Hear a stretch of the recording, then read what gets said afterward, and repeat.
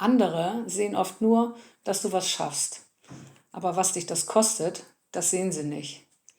Vielleicht gehst du zu einem Termin oder kaufst ein oder sitzt eine Stunde mit anderen zusammen. Und vielleicht lachst du sogar, unterhältst dich ganz normal. Und für andere sieht das so aus, als würde es dir gar nicht so schlecht gehen.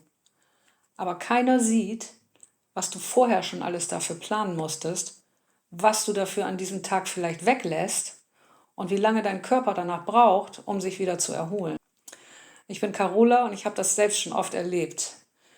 Mir passiert das sogar hier vor der Kamera, denn du siehst mich jetzt ruhig und konzentriert sprechen, aber du siehst nicht, was vorher und nachher alles nötig ist, damit das hier überhaupt funktioniert.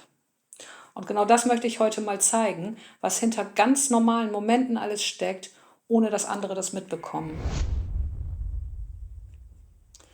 Das Schwierige ist ja, andere sehen meistens nur diesen einen Moment, in dem es gerade irgendwie geht. Und was in dieser Stunde funktioniert, das wird dann schnell auf deinen ganzen Tag oder sogar darauf übertragen, wie es dir insgesamt geht. Und dadurch entsteht dann der Eindruck, dass es dir viel besser geht, als es tatsächlich der Fall ist. Ja, und das ist mir auch schon passiert. Auch ich habe Menschen schon völlig falsch eingeschätzt, einfach weil ich ihnen nichts angemerkt habe. Später habe ich dann erfahren, dass es ihnen überhaupt nicht gut ging oder dass sie gesundheitlich ziemlich zu kämpfen hatten. Und in diesem Moment habe ich das aber einfach nicht gesehen. Und ich glaube, es kommt auch noch was dazu. Deine Freundin oder dein Arbeitskollege wissen vielleicht, dass du chronisch krank bist. Aber wissen sie auch, was das überhaupt genau bedeutet? Ich habe mir das früher nämlich ganz anders vorgestellt. Ich dachte, dann ist man eine Zeit lang krank, danach wieder fit. Irgendwann kommt dann der nächste Schub und dann wird man wieder gesund.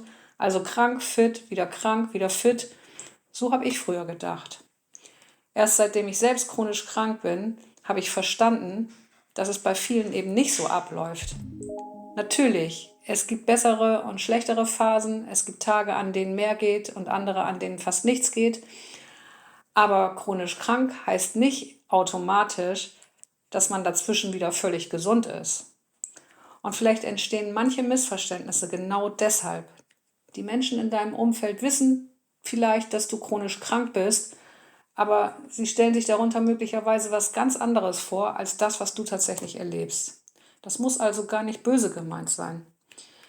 Wir Menschen, wir können erstmal nur das wahrnehmen, was wir sehen und was wir überhaupt einordnen können. Und dieser eine sichtbare Moment, zum Beispiel wie ich jetzt hier vor der Kamera sitze, das ist oft nur ein kleiner Ausschnitt. Was davor war, sieht meistens niemand. Vielleicht hast du schon den ganzen Vormittag auf diesen einen Termin ausgerichtet. Vielleicht hast du dich vorher hingelegt oder hast extra den Haushalt liegen lassen, damit da nicht so viel Energie verbraucht wird. Oder für den Rest des Tages hast du nichts mehr eingeplant. Ja, und was danach kommt, das sieht meistens auch keiner. Keiner ist dabei, wenn du wieder nach Hause kommst und völlig am Ende bist. Keiner sieht, dass die Schmerzen stärker werden, dass der Kopf nicht mehr mitmacht oder dass du einfach nur noch deine Ruhe möchtest. Für dein Umfeld bleibt hängen, dir ging es doch gut, du hast doch einen ganz normalen Eindruck gemacht. Aber bei chronischen Beschwerden, da kostet eine einzige Stunde oft viel Vorbereitung und braucht enorm Kraft. Und manchmal braucht der Körper danach noch richtig lange, bis er sich wieder erholt hat. Bei mir kann man das ganz gut am Beispiel mit den Videos sehen. Das ist jetzt natürlich auch nur ein Beispiel. Ich kenne das genauso von anderen Situationen in meinem Alltag. Aber weil du mich jetzt hier gerade vor der Kamera siehst, möchte ich dir daran mal zeigen, was hinter so einem scheinbar normalen Moment alles steckt. So ein Video beginnt für mich nämlich schon lange, bevor ich überhaupt vor der Kamera sitze. Schon das Skripten, also das Schreiben des Inhalts, das ist für mich ganz schön herausfordernd, denn ich überlege immer ganz genau, was wirklich in das Video gehört und wie ich die Inhalte so aufbauen kann, dass sie für dich interessant und hilfreich sind. Bevor ich also überhaupt den ersten Satz hier spreche, da ist schon einiges passiert. Und bei dir ist es vielleicht keine Videoaufnahme, sondern sagen wir mal ein Arzttermin. Und auch der fängt ja nicht erst in dem Moment an, in dem du im Wartezimmer sitzt. Du musstest vielleicht früher aufstehen, früher als sonst, hast dich fertig gemacht, hast gefrühstückt, bist losgefahren. Und bis du dort angekommen bist, hast du schon einiges hinter dir. Die Fahrt, viele Eindrücke und vielleicht auch längeres Stehen oder Sitzen. Ja, und bei mir, da kommt dann irgendwann der eigentliche Aufnahmetag. Meistens nehme ich dann 3 oder 4 Videos hintereinander auf, denn ich habe hier kein festes Studio und muss deshalb jedes Mal Kamera, Licht, Ton, das muss jedes Mal neu aufgebaut werden und getestet werden. Und das lohnt sich für mich nicht, das nur für ein einziges Video zu machen. Ja, und auch körperlich bereite ich mich echt auf diese Aufnahmezeit vor. Ich achte schon am Tag vorher drauf, dass mein Essen, meine Medikamente und alles, was mich körperlich stabil hält, dass das möglichst passt. Denn ich brauche hier jetzt einen klaren Kopf und möglichst viel von meiner vorhandenen Energie für diese Videos hier. Und übrigens direkt vor der Aufnahme, da mache ich Atemübungen. Ja, und dann lächle ich richtig stark und mindestens 1 Minute lang. Diesen, ja, ich nenne das mal Trick, habe ich vor vielen Jahren mal von Vera Birkenbiel bekommen. Die kennen einige von euch vielleicht auch. Mir hilft das, mein Gesicht etwas zu lockern und überhaupt erstmal ein bisschen freundlicher in die Kamera zu gucken. Klappt aber auch nicht immer. Trotzdem bin ich vor der Kamera immer noch angespannt, obwohl ich das schon so lange mache. Meistens wird das erst beim 3. oder 4. Video ein bisschen lockerer. Und natürlich läuft auch nicht jede Aufnahme einfach so durch. Das ist nie so. Ich verhasple mich oft oder ich bin mit einer Stelle nicht zufrieden und dann nehme ich sie nochmal auf und nochmal und nochmal. Und im fertigen Video merkst du davon später gar nichts. Du siehst nur die Version, die am Ende übrig bleibt. Ja, und vielleicht kennst du das auch aus anderen Situationen bei dir. Vielleicht sitzt du bei einem Termin oder mit anderen Menschen zusammen und versuchst, konzentriert zu bleiben.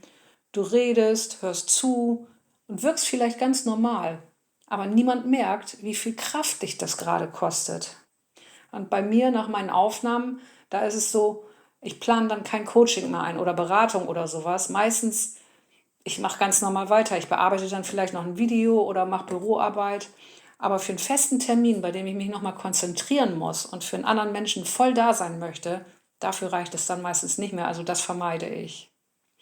Früher brauchte ich nach solchen Aufnahmetagen oft 2 Tage, bis ich wieder auf der Spur war. Aber heute knockt mich das nicht mehr aus.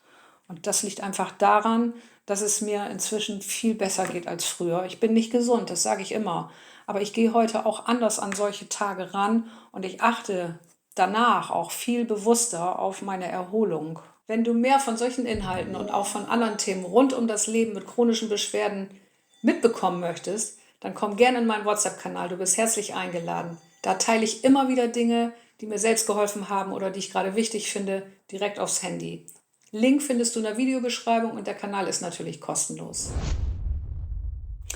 Neulich hat mich jemand in den Kommentaren gefragt, was ich eigentlich gemacht habe, damit es mir heute wieder besser geht. Denn vor 15 Jahren, da war ich an einem absoluten Tiefpunkt. Ich konnte keine 200 Meter mehr gehen, das ging wirklich nicht mehr. Fast jede Bewegung tat weh. Ich war völlig erschöpft und ich konnte meinen Alltag eigentlich gar nicht mehr richtig bewältigen. Auch mit 2 Grundschulkindern, das war wirklich, bin immer über mein Limit gegangen. Und dass ich heute fast jeden Morgen eine halbe Stunde joggen kann und wieder arbeiten kann, das war damals überhaupt nicht denkbar. Aber es gab jetzt nicht diese eine Sache, durch die alles wieder besser wurde bei mir. Ich habe im Laufe einer langen Zeit immer wieder versucht herauszufinden, was mir helfen könnte. Ich habe mich in Themen eingearbeitet, mit denen ich mich eigentlich nie beschäftigen wollte, zum Beispiel mit Ernährung. Ich habe Ausbildung gemacht, ich habe viel ausprobiert und dabei auch einiges erlebt, das nichts gebracht hat oder einfach nur Geld gekostet hat. Trotzdem waren genau diese Versuche wichtig, denn so habe ich nach und nach herausgefunden, was für mich passt, bei der Ernährung zum Beispiel, bei der Bewegung und inzwischen ja auch beim Thema Nervensystem und noch bei anderen Themen. Ja, und wie dieser Weg genau aussah und was mich dabei wirklich weitergebracht hat, erzähle ich nächste Woche in einem anderen Video. Ein Punkt, den ich dabei auch neu lernen musste, war die Erholung.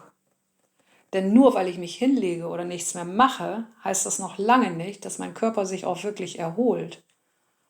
Und warum du dich ausruhen kannst und trotzdem erschöpft bleibst, darum geht es in diesem Video. Schau dir das als nächstes direkt an. Wir sehen uns dort.